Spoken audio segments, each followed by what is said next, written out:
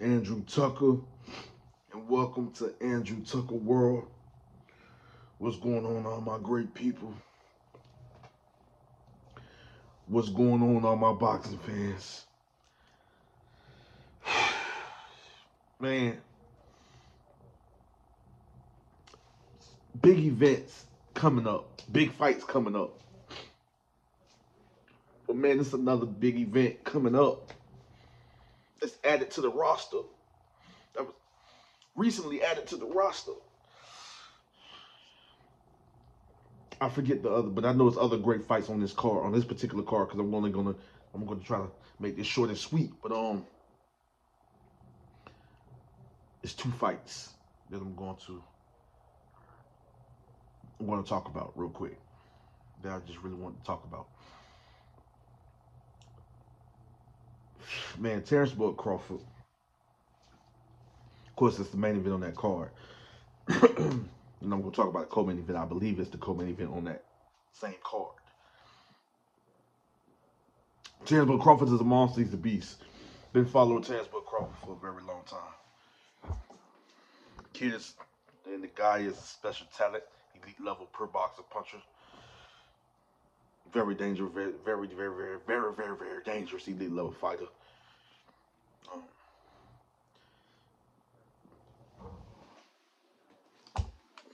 he's going up against one of my favorite young veteran fighters. Is Israil Madrimov. Man, how I'm excited. How I'm excited about this fight. I'm extremely excited about this fight. This is a major step up fight for Israil Madrimov. A major challenge, a major test, and also a threat for the fighter. Yes, I've been following Terence Crawford um, a lot longer than I've been following Israil Madrimov. I became a fan of Israil Madrimov, I want to say probably like 2 years ago. And I fell in love with his fighting style. He's like a very dangerous elite level technical brawler, boxer puncher. And he's a very strong fighter, hard hitting fighter, very strong, awkward, highly skilled.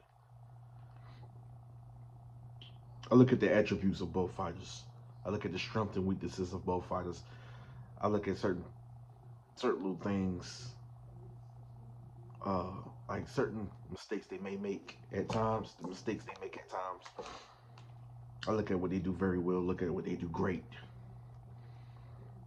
Um, I look at, like I said, once again, the strengths and weaknesses of the fight. Uh, I look at the attributes of the fighter. I look at how they execute,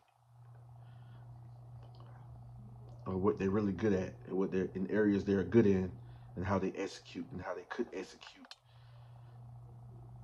against the next, against their opponent, against the next, how this man could execute against that man, and how that man could execute against this man.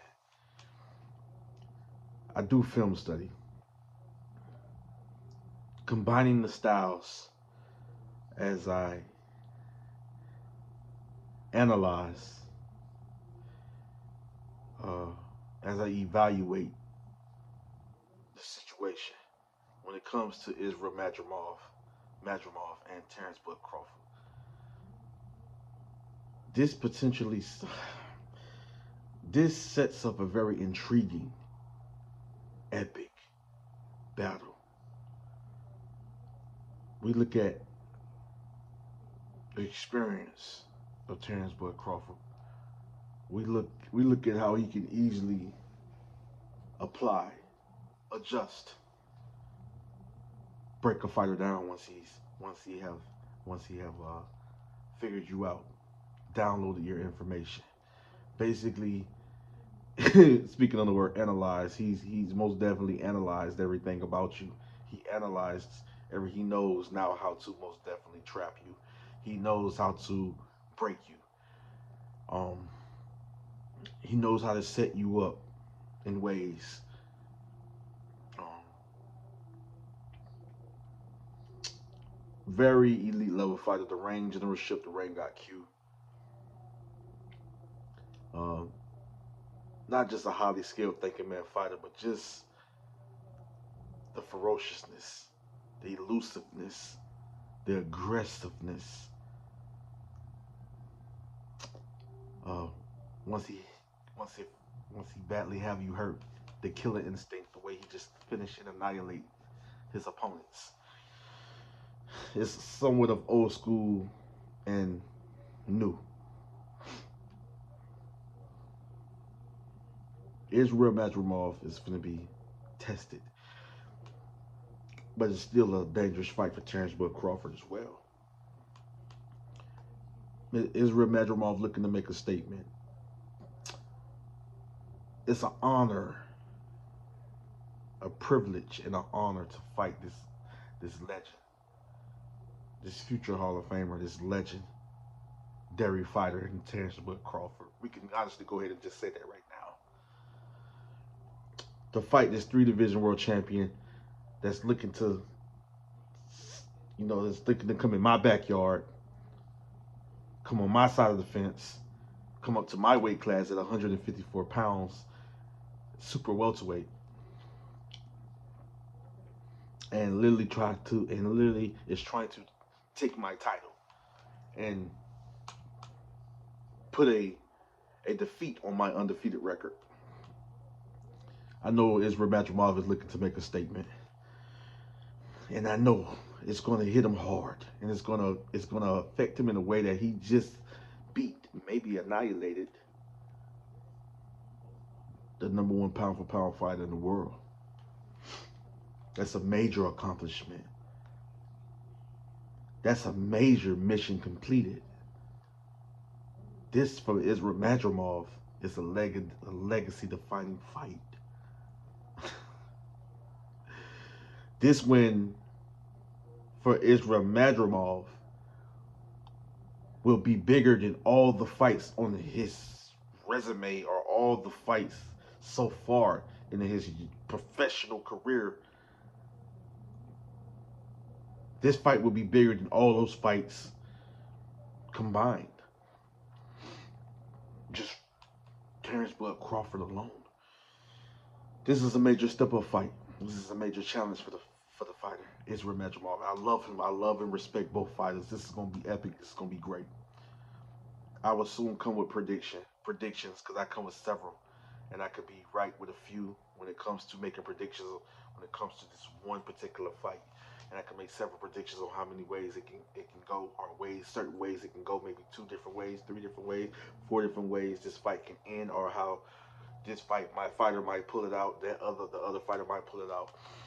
Deontay Wilder versus Zhilei Zhang. My goodness. Deontay Wilder versus Zhilei Zhang. You talk about 2 big punchers. Zhilei Zhang is slightly the better technician when it comes to using the working off the jab, setting up the beautiful 1-2, followed with the left hook, and he might sneak in a little uppercut. Boom, goes down to the body, come back upstairs to the head. The way he properly sets up the combination, the way he properly sets up the 2-punch combination to the head, and the way he properly sets up the one single shot, boom, one single shot counter, one single shot power counter. You know what I'm saying? The way he goes to the body, go to the head, the way he sets up the jab to set up a 2-punch combination to the body, then he'll mix up the attack going to the head body. I mean, he's a technician. He's just very strong, dangerous Asian fighter, and I just feel that, you know what I mean, I don't know if Wilder can't keep him from coming forward, and Wilder can't stop Zhilei Zhang from trapping him. If Wilder don't see certain shots coming from certain angles, knowing that Zhilei Zhang is awkward and knowing that he's very fundamentally sound, and then he's a very dangerous elite level. Yes, I said a very dangerous elite level boxer puncher, sniper of a counter puncher. And so Wilder would have to most definitely be careful. Wilder would have to most definitely be better than he was in his last fight against Joseph Parker. He would have to go correct some things. He would have to make the necessary proper adjustments. He would know how he would have to work off his jab. He would have to execute elite level movement. He will have to fade, set certain traps for Zhilei Zhang to get him to fade, knowing that he's the slightly older fighter. You know what I'm saying? And he has to start setting up those, being patient from the outside, setting up the big right, setting up the big right hand, being patient, working off the jab to set up the big right hand. You go out to jab to the body, boom, jab to the head, boom, set up the right hand, follow it with a hook. I see why they've been working on hooks and things of that nature.